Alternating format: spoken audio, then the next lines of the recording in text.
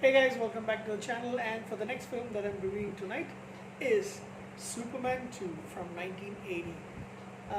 So this is a sequel to Superman from 1978. Once again, it is starring the late great Christopher Reeve, who is the only Superman as far as I'm concerned. Yes, Henry Cavill is pretty good. I don't know about the new guy. I do like, what's the guy's name? The one who plays in the TV series. He is pretty good as well, but the be all and end all as far as Superman is concerned is Christopher Reeve. So this movie is directed by Richard Lester. There is a Richard Donner cut that's there. That's the one I actually watched.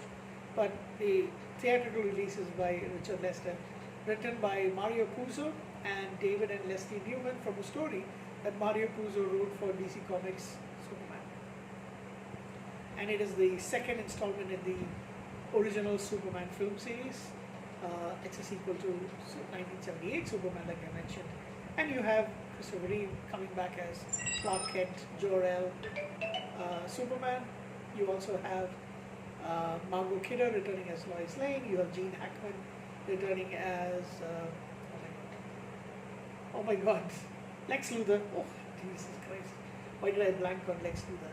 And you also have Terrence Stamp, Ned Beatty, Sarah Douglas, Mark McClure, I think that's the guy's name, and Jack O'Halloran.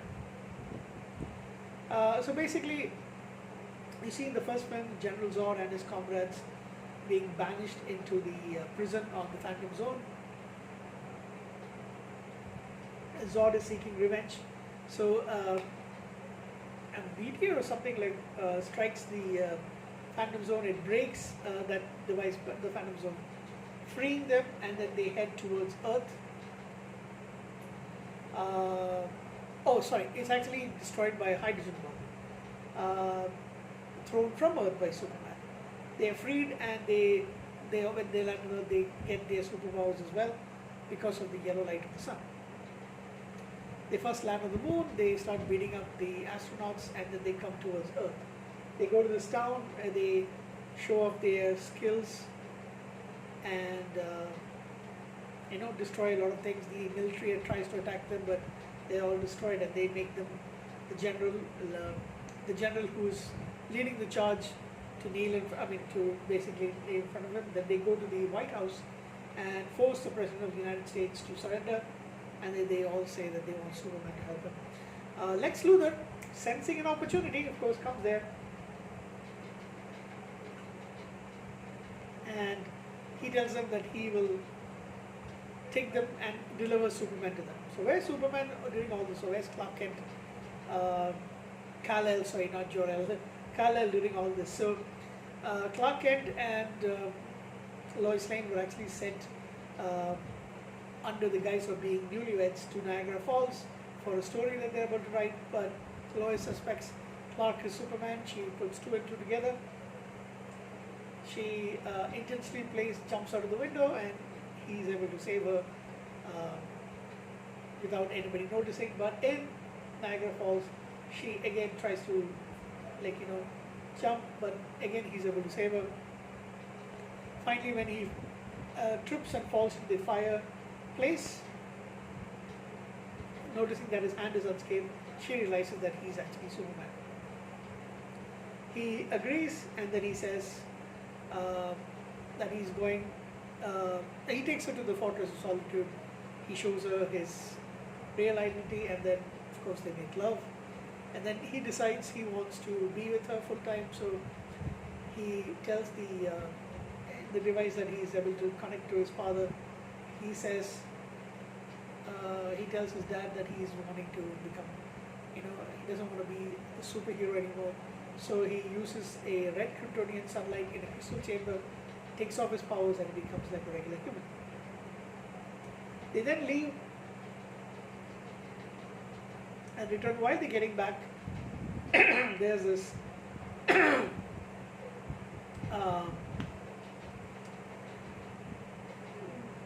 where what happens? Yeah. So they are at this diner where they go and have dinner, but there's a truck driver who like harasses Lois, and he tries to stand up for her, but he is beaten up. And that's when they see the story of General Zod come back. So he understands Zod is big trouble, and he realizes that they are the Kryptonians. So he realizes he's made a bad mistake. He goes back to the fortress on his own and is able to regain his powers. He comes back and he starts fighting. Daily Planet is attacked because Lex Luthor knows that Lois Lane is close friends with Superman, so she writes all his exclusives. So therefore, she can, if she is in trouble, he's going to come, and yes, he does. He fights all three of them, but then he is got to leave. He goes back to the fortress. They chase after him, carrying both Lex Luthor and Margot Kidder and Lois Lane, and then they're at the constant threat of being possibly killed off by them. There's a moment where you think Lex Luthor might actually be decent, but he isn't. He double crosses Superman because he wants Australia and then Cuba in return for all the help that he's giving regarding Superman, and General Zod and his cohorts can take over the entire world, but he just wants one part of the land, one part of Earth, which is Australia. So when Superman tells him, like, hey, just get them into this chamber, I can remove their superpowers, and then we can easily defeat them, because even if they're all equally matched, it's three of them against him, one person. So Lex Luthor double crosses him, immediately goes, don't get inside. It'll remove your powers. So Superman is upset at him, calls him a saint, but they make him go inside, threatening to kill Lois Lane if he doesn't do that. He goes inside, the device starts, the entire place becomes red, and then he comes out. Unfortunately for them, he has tricked them. Zod has lost his powers. The other guy, what is the Jack O'Halloran plays Non, who's the third Kryptonian criminal. He doesn't really speak much. And Sarah Douglas, Ursa, they all lose their powers, so they fall to their death. Funny scene in the movie is when Lois Lane realizes that Ursa is a pain in the neck. She takes out a shield, punches her. She also falls to her death. Into a crevice basically. And then Luthor tries to weasel himself out of it, but no, Superman leaves him there, and then later I guess he puts him in the jail. But he goes back to civilization, returning Lois to her home. They do kiss, and she knows that she can't really be full time with him because he has to be Superman, but he wipes off her knowledge about him and all the things that has passed by going back in time and reversing all of that. Things are fixed, everything is broken, that is damaged, and but if he's done that, shouldn't Zod and his people come back alive? It's a question. Anyway, all's well that ends well, and he promises not to abandon his duties anymore. Thus ends the movie. Awesome. Oh yeah, and he does go back to the diner, and he goads that disgusting truck driver to punch him, and then he pushes him away and he says he's been lifting.